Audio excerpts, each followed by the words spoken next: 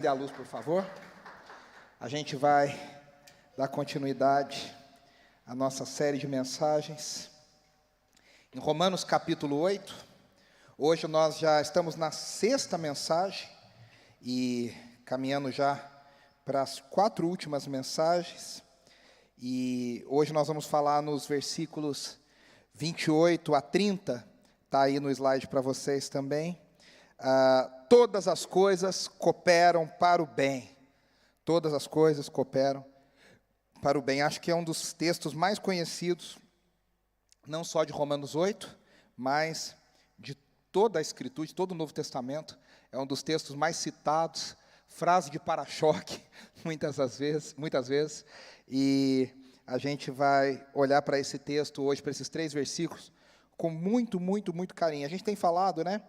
Nos últimos versículos do capítulo 8 de Romanos, Paulo tem falado sobre a segurança que nós temos em Cristo Jesus, e um dos sinais dessa segurança que nós temos, de que Deus não vai mudar de ideia, de que Deus não vai... A gente, às vezes, né, quando combina um compromisso com uma pessoa, sei lá, você combina com uma semana, 10 dias de antecedência, geralmente, no dia anterior, você manda e fala assim, e aí, está tudo certo para amanhã, a gente vai se ver mesmo, está tudo confirmado, né? Com 10 dias, você já fica meio inseguro.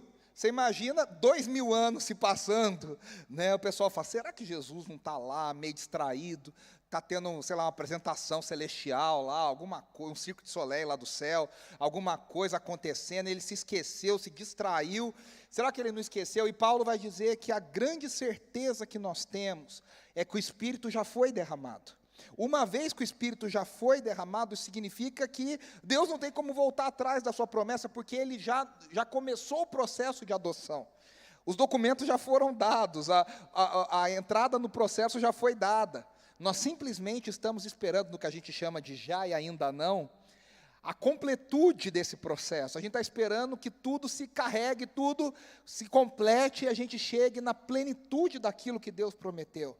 Então Paulo está dizendo, nós temos a certeza de que aqueles que vivem no Espírito, eles vivem buscando agradar a Deus, e o próprio Espírito que habita dentro deles, fala para eles que eles são filhos de Deus, que eles estão ligados à promessa de Deus.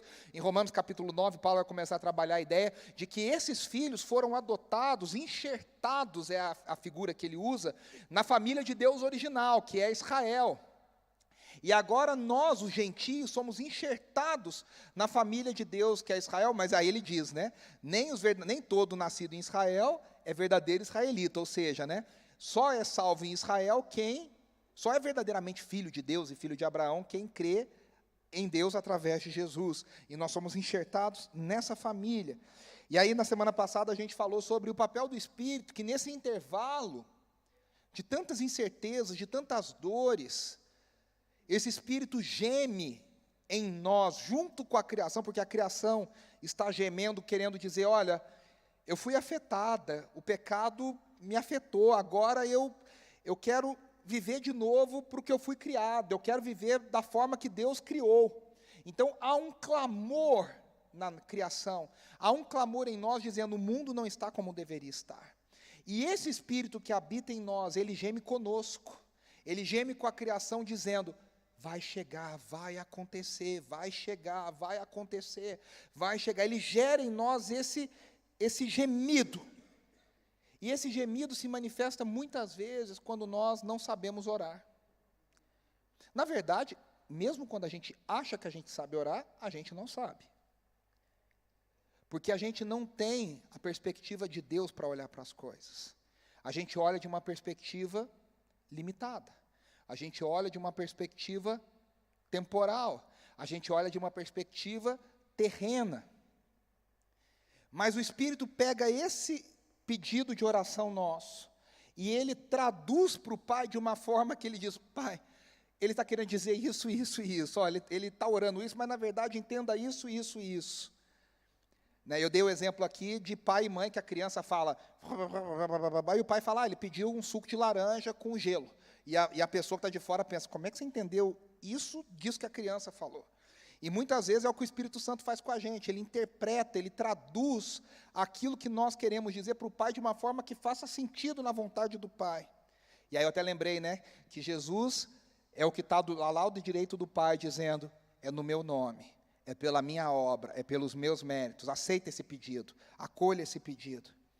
Na nossa fraqueza, na nossa limitação. E aí, a gente não sabe como orar adequadamente. E hoje, nós vamos falar dessa passagem tão linda.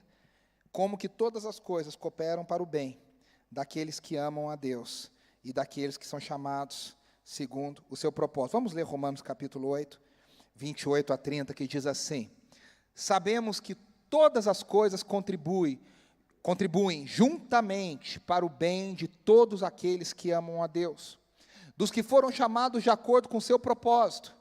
Pois aqueles que de antemão conheceu, também os predestinou para serem conformes à imagem do seu Filho, a fim de que ele seja o primogênito entre muitos irmãos. Aos que predestinou, também chamou. Aos que chamou, também justificou. Aos que justificou, também glorificou.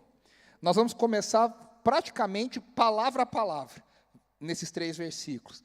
Paulo começa dizendo no versículo 28, sabemos. Essa palavra aqui, no grego, é a palavra eido. E ela significa notar, discernir, descobrir, voltar os olhos, a mente, a atenção. Significa, meus irmãos, que é uma certeza, é um conhecimento que vai além de uma compreensão intelectual. Esse sabemos é aquele sabemos que Paulo está dizendo. O Espírito faz com que os filhos de Deus saibam, tenham uma certeza, tenham uma profunda clareza de que eles são filhos de Deus. É esse tipo de conhecimento, que não vem da mente, que não vem de circunstâncias, que não vem de coisas palpáveis simplesmente. Pode ter, mas está além disso. Ele diz, nós sabemos. É uma certeza profunda. É uma certeza que é fruto de uma experiência com Deus, de uma vivência, de uma caminhada. No contexto bíblico, especialmente no Novo Testamento, essa palavra, eido, ela é usada para dizer algo que é certo, algo que é absoluto, algo que Deus disse que vai acontecer, e vai acontecer. Se Deus disse, vai acontecer. Aí Paulo agora, ele começa esse versículo tão memorável e tão poderoso, dizendo, a gente sabe, por revelação divina, por caminhada com Deus, por vivência na igreja do Senhor, por confirmação da palavra, nós sabemos. E aí ele vai falar 5 coisas que nós sabemos. A segunda coisa, ele diz assim, sabemos, e aí passa para mim, Mateus, por favor, que todas as coisas. Paulo não vai limitar a ação de Deus a certos aspectos da nossa vida. A gente que divide as coisas tudo, né? Isso aqui Deus está interessado, isso aqui Deus não está interessado. Isso aqui é de Deus, isso aqui não é de Deus. Isso aqui é sagrado, isso aqui é profano. Isso aqui eu apresento em oração, isso aqui eu não apresento em oração. A gente que segmenta, mas Paulo diz que Deus age em todas as coisas. E você pode ficar um pouco surpreso que no grego a palavra para todas significa todas. Todas as coisas. Isso inclui os momentos de alegria, isso inclui os momentos que as promessas se cumprem, isso inclui momentos de experiência com Deus, mas isso inclui o vale da sombra da morte, isso inclui dias difíceis e sombrios, isso inclui momentos que a gente não tem certeza de nada, que você não sabe de nada, que eu não sei de nada, momentos de sucesso, momentos de fracasso. Paulo está dizendo, todas as coisas. O que significa, meus irmãos? Paulo fala em outros momentos, né, das suas cartas. Eu aprendi a estar contente em toda e qualquer circunstância. É essa certeza de que em tudo, o tempo todo, Deus está agindo. Não tem nada na nossa vida que seja pequeno demais para Deus. Às vezes a gente fica com vergonha, né? A gente fala, mas aqui é muito pequenininho, Senhor, eu não vou nem... Você já orou? Mas, poxa... Às vezes, se a gente tem um pouco de vergonha na cara, né? Você já orou tantas vezes por uma coisa e tal, e às vezes a pessoa fala, você já orou por isso? Você fala, já apresentei tanto para Deus que, sei lá, acho que está tudo bem. Meus irmãos, todas as coisas no universo estão debaixo do controle de Deus. Nada escapa do seu controle. Nada escapa da sua vontade, nada escapa daquilo que Ele quer fazer, e é essa confiança inabalável que nós sabemos, que nós temos a certeza, que todas as coisas, aí ele usa uma expressão muito interessante, ele diz, contribuem juntamente. Contribuem juntamente é uma expressão que traduz, na versão mais conhecida, na atualizada, diz cooperam. Mas o cooperam não traz a ideia que no grego é, agora sim, Paulo realmente está querendo dizer, que é cooperam conjuntamente. Ou seja, todas as coisas trabalham juntas entre si, ou seja, há uma coordenação entre elas. E se há uma coordenação entre elas, nós estamos dizendo que essas coisas não acontecem ao acaso, elas não operam por si só, elas não aconteceram de repente, assim, aconteceu.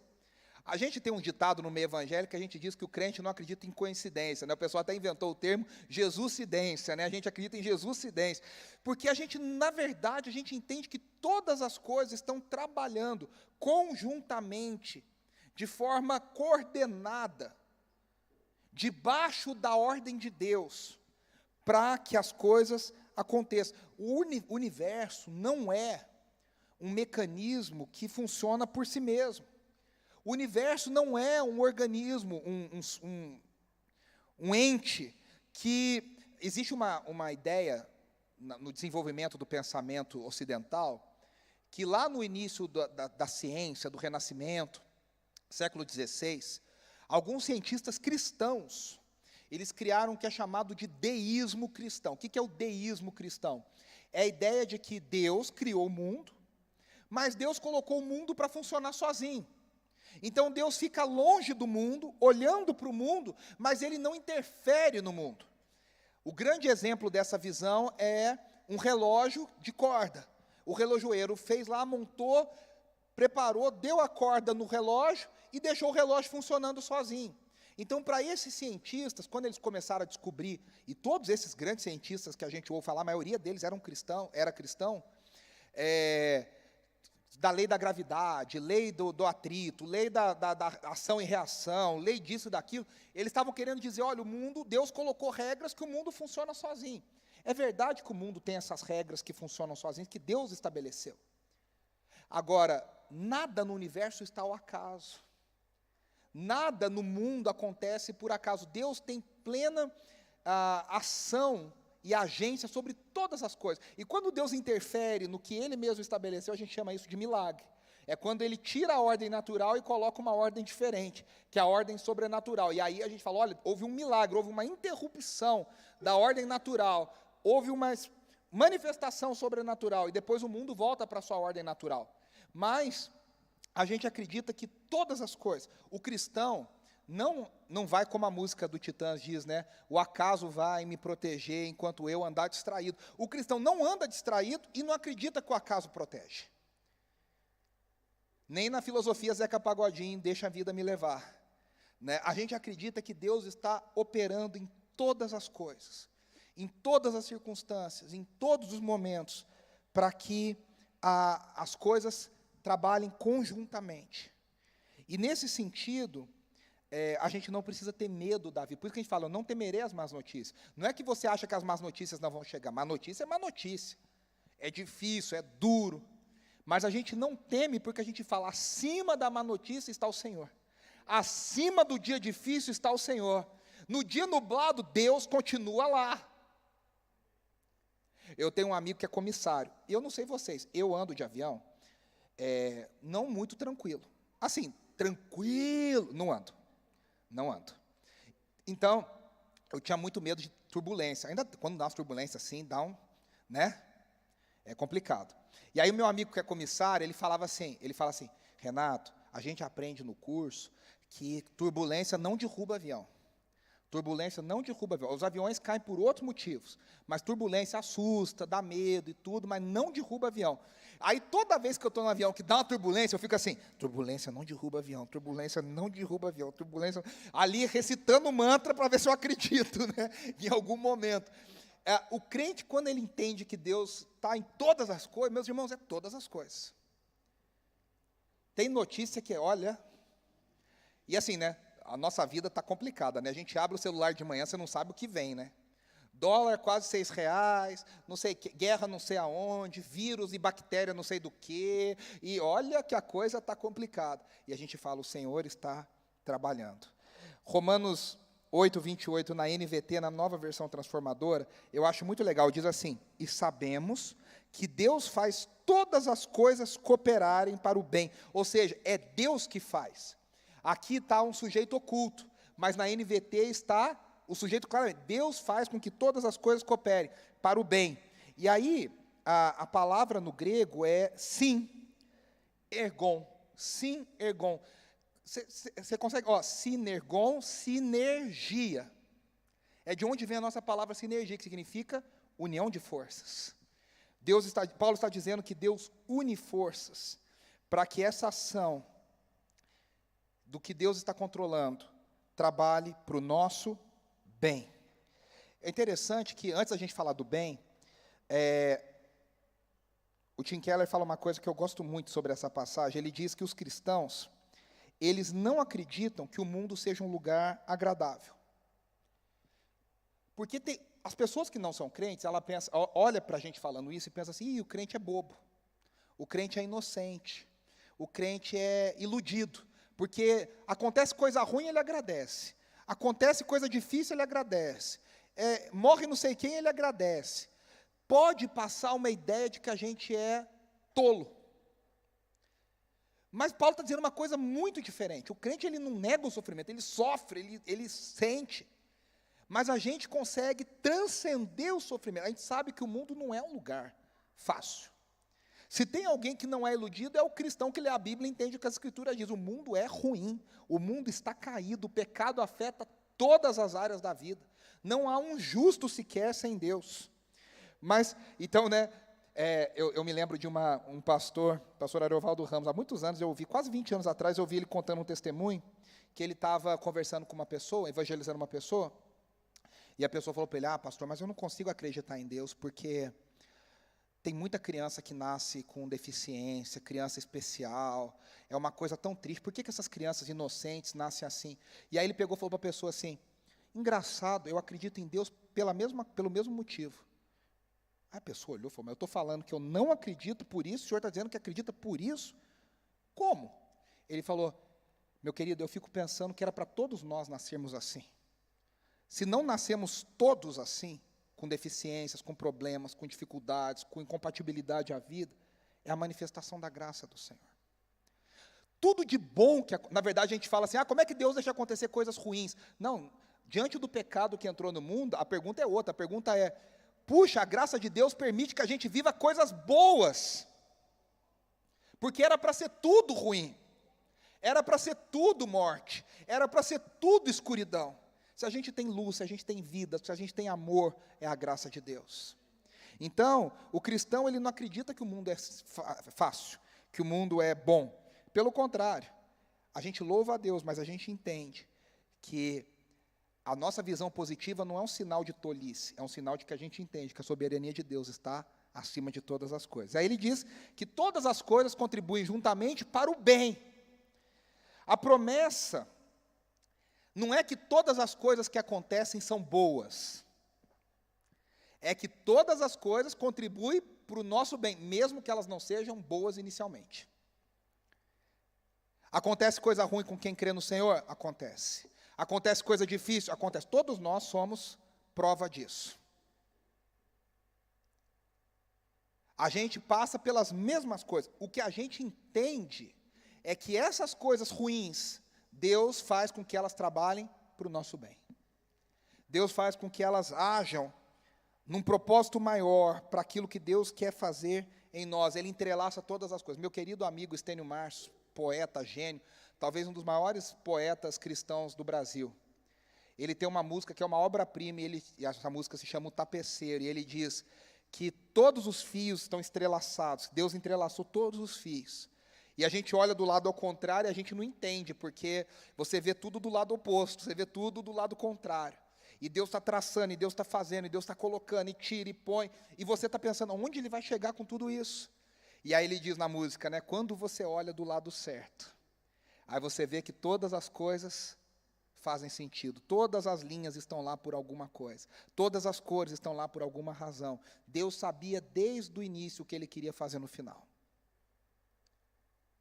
Deus é esse grande tapeceiro que está entrelaçando essas linhas. E a gente está no meio desse processo e a gente não está entendendo nada. E a gente está vendo, meu Deus, o que está rolando? E vem uma agulha para cá, e vem uma linha para lá, e te espeta de um lado, e te espeta do outro. E você está aqui, e vai para lá, e vai para cá. E Deus está trabalhando. Deus está trabalhando. De acordo com o seu propósito. Esse bem está muito além da nossa compreensão imediata. Mas o bem que Deus chama de bem é santificação e crescimento espiritual. O que Deus olha para mim e para você e fala, isso aqui coopera para o bem, é para o crescimento espiritual. É para a santificação. O que nos faz crescer? O que nos faz ser mais santos? Geralmente é o sofrimento. Geralmente são os dias difíceis. Então, mesmo Deus sendo completamente bom, todas as suas obras são expressão da sua bondade. Tudo é feito para promover o bem do povo de Deus. Mas, às vezes, à primeira vista, essas coisas não nos parecem boas. Mas é essa certeza de que tudo no final coopera para o bem, que nos leva à gratidão, mesmo nos dias difíceis, mesmo quando tudo está errado. E é interessante que todas as coisas que Paulo está dizendo aqui, agora, nessa ideia do bem, significa provavelmente até os gemidos que ele falou antes. Significa até essas dores de parto, até essas dores que nós temos, até esses sofrimentos pelos quais estamos passando. Nada foge do alcance do Senhor. Então ele traz uma nova perspectiva para essa ideia do gemido, dessa dor da criação e nossa, que um dia vai ser aliviada. Ele está dizendo, Deus tem um plano, e Deus está executando o seu plano, e nada pode parar o plano do Senhor. E é interessante que esse todas e esse bem, inclui até, e eu vou falar uma coisa aqui que talvez soe estranho para algumas pessoas, mas entenda o que eu estou dizendo, até o nosso pecado. Aí você fala, então Deus quer que a gente peque? Não, pecado é sempre ruim, pecado é sempre triste, pecado é sempre algo que afronta Deus, mas Deus é tão Deus, que Ele pega o nosso pecado, e Ele usa o nosso pecado, a nossa fragilidade, a nossa afronta, e Ele transforma isso em uma lição, em algo que coopera para o nosso crescimento e para o nosso bem. Eu tive essa percepção há uns anos atrás, que eu tive uma situação na minha vida, e eu pequei nessa situação, eu fiz algo errado nessa situação. E aí, essa situação serviu para me mostrar que eu não era melhor do que as pessoas que às vezes eu achava que eu era tão frágil quanto qualquer pessoa. E aí, no meio de tudo isso, eu pensei, caramba, Senhor, eu aprendi que eu sou tão pecador quanto qualquer um, e eu dependo do Senhor. E aí, quando eu li esse texto, isso fez sentido na minha cabeça, de que Deus pegou até uma situação que eu pequei, que eu errei, que eu falhei, e Deus usou isso para me mostrar que eu precisava mais dEle, que eu precisava mais do Senhor, que eu precisava entregar mais. Ou seja, Deus pega até o nosso pecado, e Ele transforma em coisas que Ele usa para o bem daquilo que Ele está fazendo, daquilo que Ele está construindo, daquilo que Ele está mostrando. O grande escritor, comentarista bíblico R.C. Sproul diz assim, a providência de Deus está operando em todos os momentos e em todos os lugares. Ele está sempre ativo, sempre no controle, sempre trabalhando para cumprir o seu propósito. O autor reformado Michael Horton, quando ele fala do trabalho do Espírito Santo, ele costuma dizer, os pentecostais, nossos irmãos pentecostais, costumam dar muita ênfase ao trabalho sobrenatural do Espírito Santo. E ele diz, o Espírito Santo trabalha sobrenaturalmente, mas a gente precisa lembrar que o que acontece de ordinário, de comum, de rotineiro, também é o Espírito Santo que sustenta. A gente acordar todo dia, a gente levantar todo dia, a gente fazer as mesmas coisas todo dia, é o Espírito Santo que sustenta todas as coisas. Nas coisas incomuns e nas coisas comuns, na vida rotineira, na vida comum. Então, todas as coisas são todas as coisas. Deus está trabalhando o tempo todo, Deus não descansa. Deus está sempre atento. Os olhos do Senhor estão sempre olhando, cuidando, agindo. Então essa é a nossa confiança. Aí ele diz uma coisa: para o bem de todos aqueles que amam a Deus. Isso significa, meus irmãos, que essa promessa que nós estamos conversando aqui não é uma promessa universal.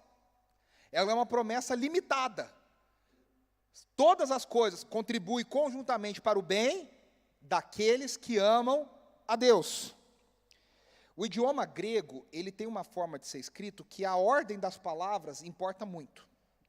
Aqui ele é escrito de um jeito que Paulo está dizendo que a ênfase dessa frase é os que amam a Deus.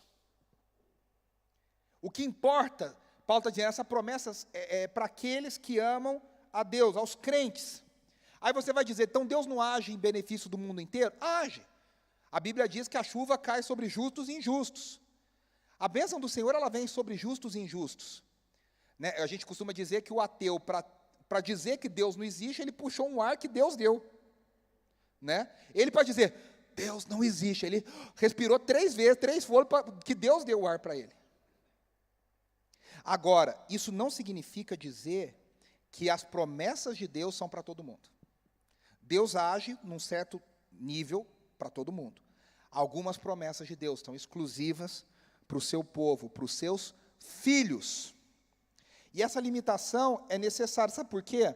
Senão, a gente cai naquele superficialismo bobo, de que tudo no final vai dar tudo certo, e no final Deus vai salvar todo mundo, e no final vai ser tudo amor, e no final vai ficar tudo bem. E tem gente que acha que isso é o Evangelho. Meus irmãos, isso não é o Evangelho. Isso não é o Evangelho. Isso é uma heresia das grandes, que distorce o coração das pessoas para colocar o coração das pessoas no lugar errado. Ah, Deus é tão bonzinho que no final Ele vai falar para todo mundo, eu estava brincando, entra todo mundo, está tudo certo, vamos lá, todo mundo para o recreio. E Deus não brinca assim. Deus está dizendo, Paulo está dizendo que tudo isso acontece para o bem dos filhos de Deus, para o bem daqueles que receberam o Espírito de Deus, para o bem daqueles que fazem parte da promessa de Deus, que estão inseridos no povo de Deus.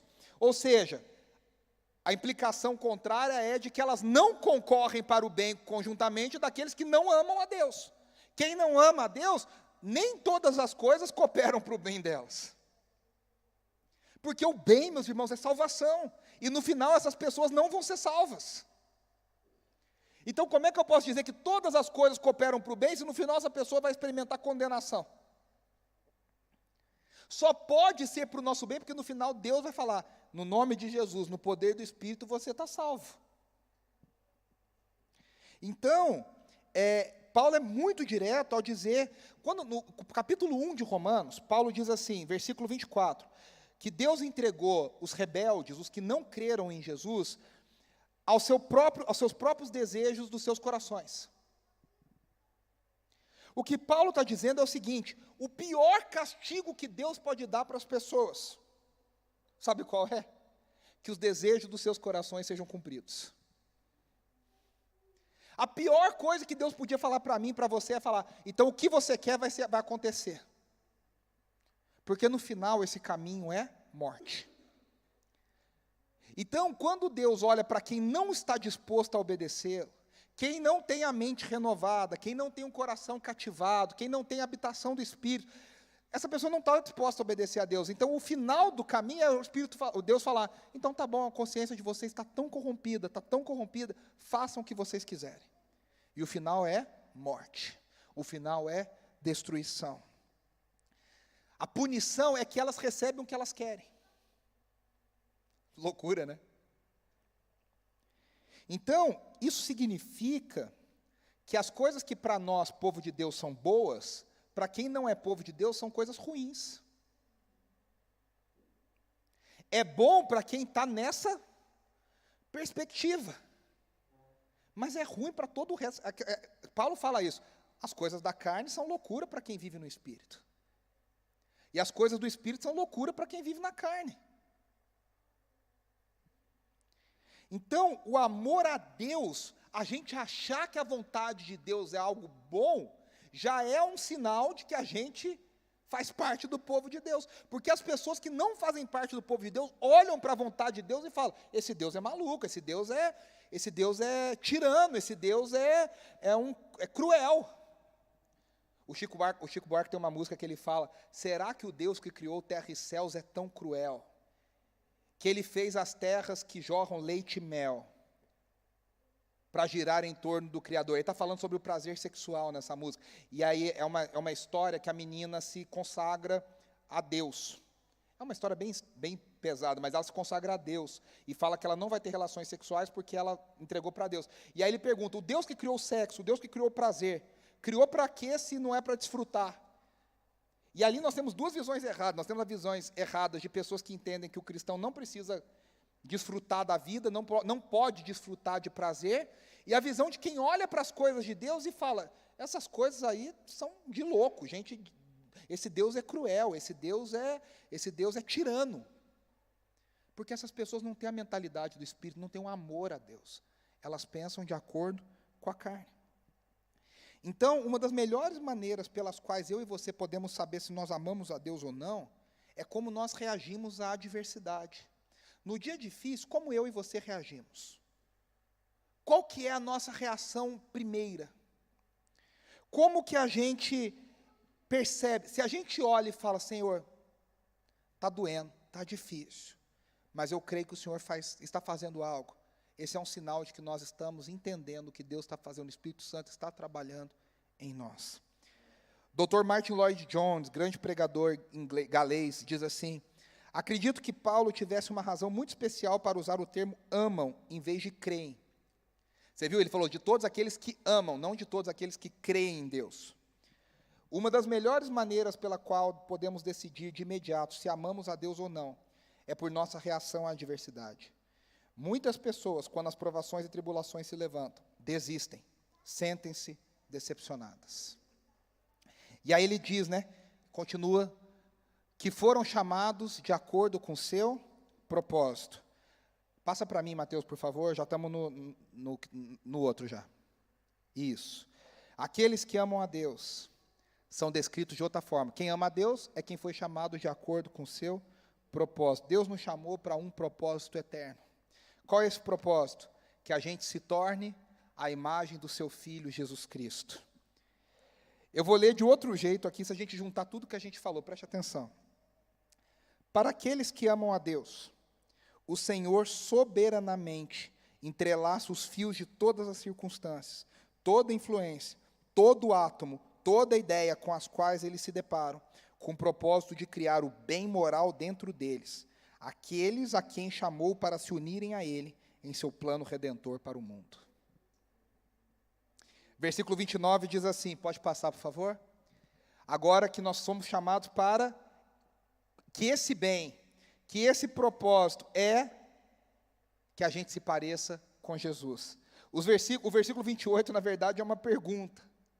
Os comentaristas dizem, não dá para ler o versículo 28 sem ler o 29 e o 30. Porque o 29 e o 30, eles explicam o que o 28 não explicou totalmente. Os 29 e o 30 dão a resposta. O que é o bem? O que é o propósito de Deus? E aí o versículo 29 e o 30 respondem, pois aqueles que de antemão conheceu também os predestinou para serem conformes à imagem do seu Filho. Qual que é o objetivo? Sermos iguais a Jesus, sermos parecidos com Jesus. Tudo está transformando a gente em pessoas mais parecidas com Jesus.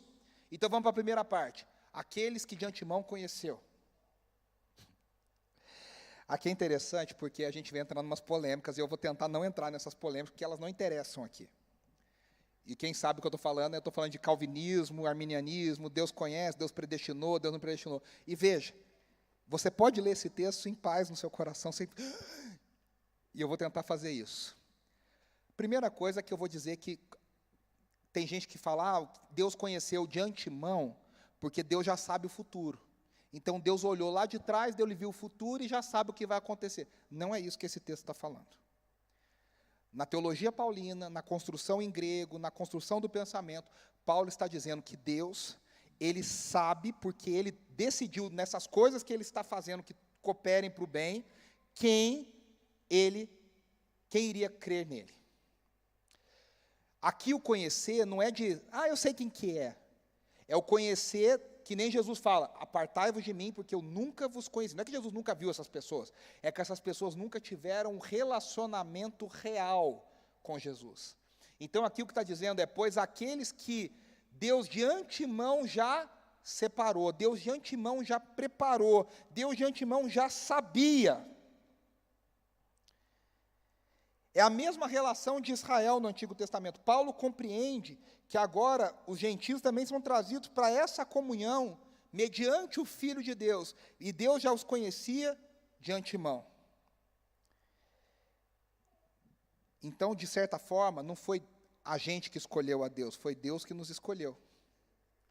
É claro, que aqui que eu quero explicar, existe um paradoxo que a gente nunca vai entender totalmente, que Deus nos escolheu, Deus nos conhecia, Deus sabia quem nós éramos, mas da nossa perspectiva, a gente também escolheu a Deus, a gente também caminhou em direção a Deus, mas a grande questão é que a gente só caminhou porque Deus queria que a gente caminhasse, a gente só escolheu porque Deus queria que a gente escolhesse. E aí você fala assim, poxa, mas isso é muito injusto. Meu irmão, primeira coisa, esse Deus que nós estamos falando aqui, ele é qualquer coisa menos injusto. Ele é o Deus que tinha tudo para aniquilar a humanidade, ele decidiu amar, ele decidiu escolher, ele decidiu dar esperança, ele decidiu dar uma outra chance. Ele mandou o seu Filho, ele mandou o seu Espírito. Então, dentro desse contexto, Deus é qualquer coisa menos injusto. Segunda coisa, a experiência nos prova isso.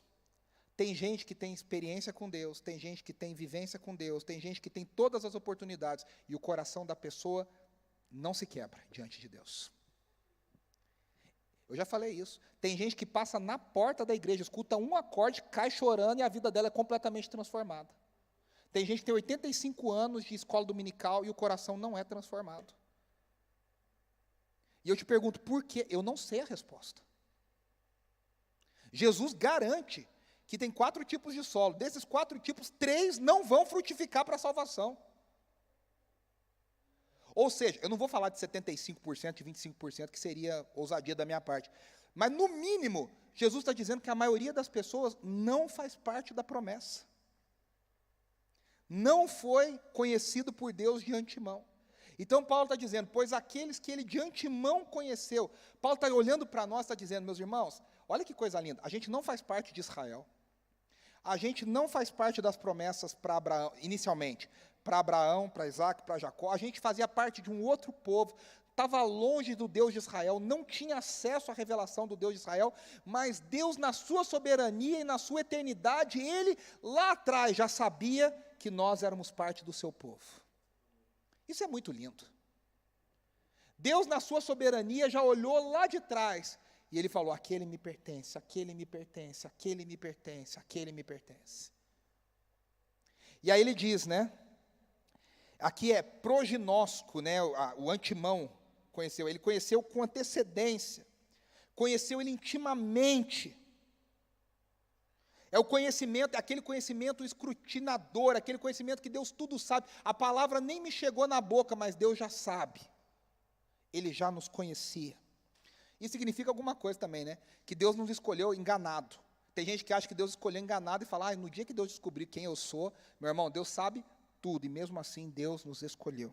Aí ele diz, também, passa para mim, Mateus, também os predestinou. Aí aqui a palavra, bum, não tem como fugir dela.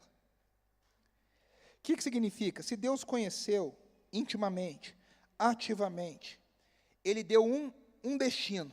E Paulo não está falando aqui que todas as coisas da nossa vida, embora ele diz que cooperem para o nosso bem, são pré-determinadas, a gente é um bando de robozinho. Ele está dizendo, Deus nos predestinou a sermos iguais a Jesus. Eu e você já temos um destino. Qual é o nosso destino? Sermos parecidos com Jesus. Sermos iguais a Jesus. Naquilo que a gente faz, na forma que Deus escolheu, na vida que Deus nos deu, o destino final é que nós sejamos parecidos com Jesus. Que a gente se pareça com o nosso irmão mais velho. Deus está dizendo, Paulo está dizendo, Deus está o tempo inteiro nos transformando. Aí ele diz, né, para serem conformes à imagem do seu Filho. A transformação que Deus opera no seu povo, meus irmãos, é de dentro para fora. Deus está nos transformando para a gente ser mais parecido com Jesus. 2 Coríntios 3,18, o apóstolo Paulo diz assim: mas todos nós, com o rosto descoberto, refletindo como um espelho a glória do Senhor, somos transformados de glória em glória, na mesma imagem que vem do Espírito do Senhor. A ideia de Paulo é que é um processo contínuo. As circunstâncias vão acontecendo, tudo vai acontecendo para me transformar numa pessoa mais parecida com Jesus, mais parecida com Jesus, mais parecida com Jesus. Ele está nos tornando cada vez mais amorosos, cada vez mais nobres, cada vez mais íntegros, cada vez mais verdadeiros, cada vez mais sábios, cada vez mais fortes, cada vez mais alegres, cada vez mais gentis, como Jesus. Jesus foi gentil, a gente tem que ser gentil. Jesus foi amoroso, a gente tem que ser amoroso. Jesus foi íntegro, a gente tem que ser íntegro. Jesus foi sábio, a gente tem que ser sábio. E essa não é uma semelhança superficial, não é uma demonização facial, no caso, uma harmonização facial, para você ficar parecido com Jesus. Pega o cara do The Chosen, vai num cirurgião plástico e fala: ó, quero ficar parecido com isso aqui. Não é isso que Paulo está falando. É uma transformação profunda de caráter, de desejos, de vivência. Eu conheço algumas pessoas que caminham com Deus por um tempo, a pessoa se espanta às vezes. Ela fala: caramba, lá atrás eu queria umas coisas, hoje eu não quero mais. Antigamente isso era tão importante para mim, hoje não é mais. Eu estava lendo um testemunho hoje, de uma pessoa dizendo: lá atrás para mim a estabilidade financeira era tão importante, e hoje, tantos anos depois, a estabilidade financeira não é mais importante para mim. Porque eu entendi o que Deus quer para mim. Eu entendi que eu não devo buscar essas coisas. Então, às vezes, a gente olha para trás e a gente se espanta, porque esses desejos naturalmente passaram a não fazer parte da nossa vida mais. Eu me lembro, vocês podem não acreditar, mas já houve esse dia na minha vida, que eu gostava de ir na academia. Eu ia na academia todo dia. E eu olhei, e eu tinha pavor de gente de academia, de roupa de academia, de música de academia, da calçada da academia, eu tinha pavor. E no dia que eu me peguei com vontade de ir na academia, eu pensei: rapaz, me tornei essa pessoa. Sem perceber, eu me tornei essa pessoa que agora estou sentindo falta de fazer exercício. Porque é algo que vai acontecer. Precisa voltar, amém? Em nome de Jesus. Mas Deus está fazendo essa transformação. Essa é a verdadeira imagem de Deus. É engraçado que as pessoas acham que quando a gente vai ficando parecido com Deus, a gente vai parecendo anjo. Tem umas pessoas por aí que elas não andam, né? Elas flutuam, elas fingem que são anjos, assim. Então, você fala com ela, ela responde de um jeito engraçado, assim, meio, você fala: querido, oi, amado do Pai. Ela responde com uma voz cavernosa, parece que ela está sempre num ambiente, assim, santo. E Paulo fala o contrário. Se somos parecidos com Deus, se somos parecidos com Jesus, nós somos cada vez mais humanos, cada vez mais gente, cada vez mais parecido com Jesus que se encarnou e se tornou um de nós. E aí Paulo termina no versículo 30, pode passar para mim, por favor, no versículo 30, e ele diz, é uma sequência crucial de verbos e a gente vai terminar aqui. Ele diz assim, olha, conheceu, no versículo 29, aos que conheceu predestinou, e também chamou, aos que chamou também justificou, aos que justificou também glorificou. E aqui tem uma cadência de verbos. E eu quero falar dessa cadência de verbos. Olha, o primeiro verbo é conheceu. Deus nos conheceu, a gente já falou. Agora Ele nos predestinou, ou seja, Ele nos deu um destino glorioso, que é sermos iguais a Jesus. Esse é o plano. A gente vai brilhar como Jesus. Aí Ele diz, e nos chamou. Meus irmãos, o chamado de Deus, ele é duas coisas. Ele é efetivo, ou seja, Deus chama e Ele faz acontecer. E a segunda coisa, Ele é irresistível. Quando Deus chama, ninguém fala não. Quando Deus chama, ninguém fala, depois eu vou. É o grande mistério do Evangelho. Quando Jesus falou para os seus discípulos, sigam-me, eles largaram tudo, imediatamente, e foram. As crianças estão aprendendo isso. O Nicolas, semana passada, falou isso, os versículos que eles aprenderam. E disse Jesus, aí eles falam, sigam-me. É tipo um chapolim colorado, sigam-me. E eu sempre me perguntei, o que esses caras viram em Jesus, que eles largaram tudo e seguiram a Jesus? Nem todos, né? O jovem rico quis. Jesus falou para ele, você não vai dar conta, e ele não deu conta. Nem todo mundo consegue. Mas quem Deus escolheu, quem Deus predestinou, quando Ele chama, a gente vai. É uma convocação divina. Tem uma música do Diante do Trono, gravada lá no ano 2000, que diz assim, quando Deus escolhe alguém, Ele mesmo faz tudo o que determinou em seu coração, capacita os chamados, fortalece os seus braços, pois a obra é dele e não falhará. Quando Deus escolhe alguém, é Ele que faz. A gente só diz, eis-me aqui. Charles Spurgeon, o grande pregador, o grande príncipe dos pregadores, diz, quando Deus nos chama para si, é um chamado irresistível. Ele nos atrai com cordas de amor e não podemos deixar de responder. Jeremias diz, com amor eterno eu te amei, com benignidade eu te atraí. Quando Deus chama, meus irmãos, a gente não resiste a esse amor. E aí ele fala, aqueles que Ele chamou, Ele também justificou. O que é a justificação? É um ato legal, onde Deus fala, esse pecador agora não é pecador mais, agora ele é justo nas obras de Cristo Jesus. A dívida que ele tinha, ele não tem mais. O preço que ele tinha que pagar não tem mais. Não é nosso mérito, é no mérito de Cristo. E aí ele diz, e aos que justificou, Ele também glorificou. Eu não sei se você prestou atenção numa coisa. Tudo que a gente falou até aqui já aconteceu. A gente foi chamado, a gente foi escolhido, a gente foi predestinado, a gente foi justificado. Mas a gente ainda não foi glorificado. Só que Paulo fala no passado. Aos que justificou, Ele também glorificou. Os comentaristas escrevem assim, a glorificação é algo tão certo, tão certo, tão certo, que Paulo já fala como se tivesse acontecido. É a certeza que nós temos. O grande teólogo do Novo Testamento, N.T. Wright, diz assim, a glorificação é a culminação da obra redentora de Deus, onde nós seremos completamente renovados e conformes à imagem de Cristo, refletindo perfeitamente a glória de Deus. A gente canta isso, não canta? Renova-me, Senhor Jesus, já não quero ser igual. Ou então, põe em mim teu coração, porque tudo que há dentro de mim necessita ser mudado, Senhor. Isso é Marcos Witt, lá 1992. Porque tudo que há dentro do meu coração necessita mais de ti. Um dia, tudo no nosso coração vai ser dele. Tudo vai ser lavado, tudo vai ser redimido. Não vai ter mais nada. Eu queria concluir, queria chamar o pessoal da banda aqui. A gente vai concluir com... Passa para mim, por favor, Mateus. Algumas... Pode passar, que eu já falei todos, isso. A gente tem uma certeza em Deus, meus irmãos. A gente sabe que Deus age em todas as coisas. A gente crê na soberania de Deus, a gente crê que em todas as circunstâncias Deus usa para o nosso bem.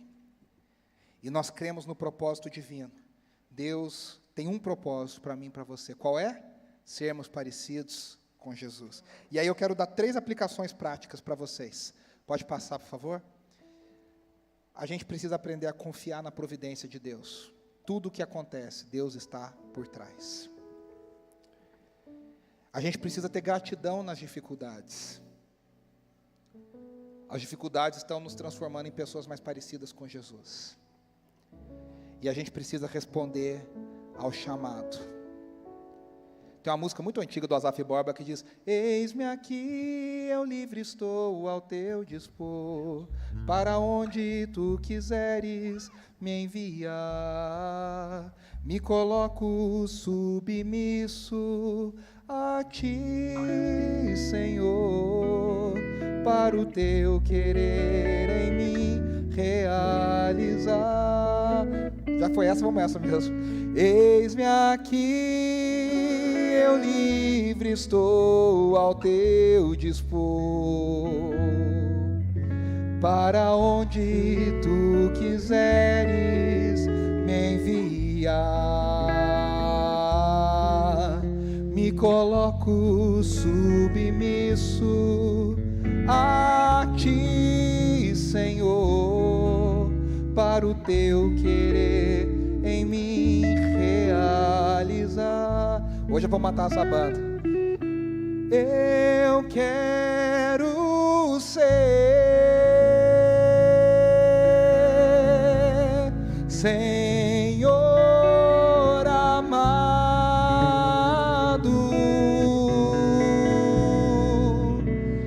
como um vaso nas mãos do oleiro. Quebra minha vida e faz-a de novo. Eu quero ser,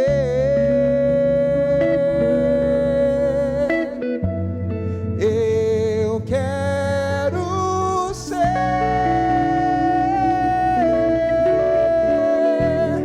um vaso novo. Vamos cantar mais uma vez? Eu quero ser Senhor amado,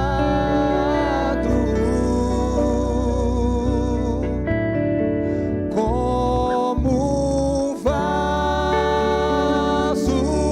nas mãos do oleiro. Quebra minha vida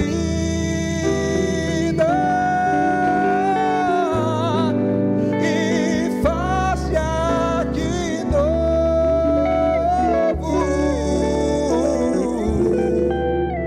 Eu quero ser, eu quero ser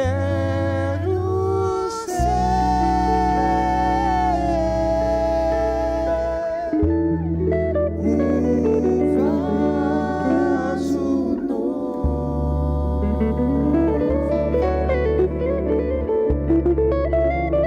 vaso novo, vaso novo. Senhor, nos ajuda nesse processo de entendermos que o Senhor está sempre trabalhando, o Senhor está sempre agindo, o Senhor está sempre fazendo todas as coisas trabalharem conjuntamente para o bem daqueles que te amam. Obrigado que o Senhor um dia nos conheceu, obrigado que o Senhor um dia nos escolheu, obrigado que o Senhor um dia nos predestinou a sermos conformes à imagem do Teu Filho Jesus Cristo.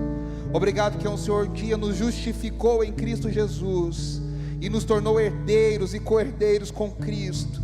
E obrigado porque um dia o Senhor irá nos glorificar, mas para o Senhor é como se o Senhor já tivesse nos glorificado. Tamanha a certeza e a segurança que nós temos em Jesus. Obrigado, Senhor. Obrigado, Senhor. Obrigado, Senhor. Que a graça de Deus Pai Todo-Poderoso, Criador dos céus e da terra, o Deus que nos conheceu de antemão, o Deus que nos chamou de forma irresistível, o Deus que nos justificou, que o amor de Jesus Cristo, seu Filho, o nosso grande exemplo, o nosso irmão mais velho, e as consolações do Espírito Santo de Deus, aquele que está em nós, nos selando e nos preparando até o dia final, permaneçam sobre nós hoje e para todo sempre. O povo de Deus diz amém, amém e amém. Vá na paz do Senhor, Deus te abençoe, um bom feriado. Não saia sem dar um abraço em 10 pessoas perto de você. Até semana que vem, se Deus quiser, em nome de Jesus.